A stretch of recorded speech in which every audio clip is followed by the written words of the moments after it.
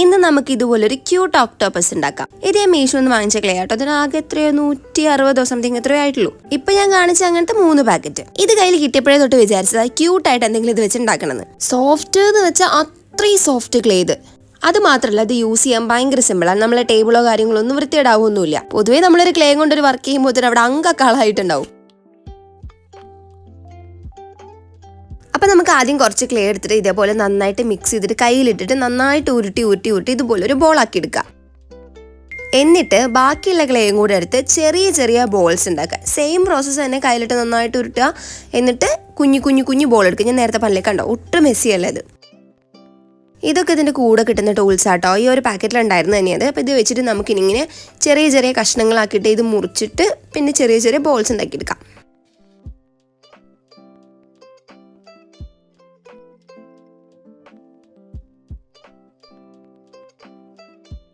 ഇനി നമ്മൾ ഈ കുഞ്ഞു ബോൾസ് ഒക്കെ കൂടി ഒന്നിങ്ങനെ വെറുതെ മാന്തി കൊടുക്കുക. എന്നിട്ട് ഒന്ന് വെച്ച് ഒട്ടിക്കുക.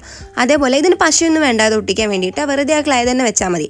അത് താനെ ഒട്ടിക്കോളും. അപ്പം അങ്ങനെ ഓരോന്ന് ഇതുപോലെ ചെയിനായിട്ട് ഒട്ടിച്ച് ഒരു റൗണ്ട് ആക്കി എടുക്കുക. അതിനുശേഷം നമ്മൾ ആദ്യം ഉണ്ടാക്കിയ വലിയ ആ ഒരു ബോൾ എടുത്തിട്ട് അതിൻ്റെ മുകളിൽ വെക്കുക. എന്നിട്ട് നന്നായിട്ടൊന്ന് സെക്യൂർ ചെയ്ത് കൊടുക്കുക.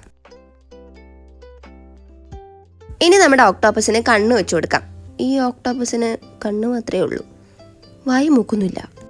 ബ്ലാക്ക് ക്ലേ വെച്ചിട്ടാണ് ആ കണ്ണ് വെച്ചിട്ടുള്ളത്. ഇനി നമുക്ക് വൈറ്റ്നർ എടുത്തിട്ട് അതിൻ്റെ ഉള്ളിൽ വൈറ്റ് കളർ ഇട്ട് കൊടുക്കാം.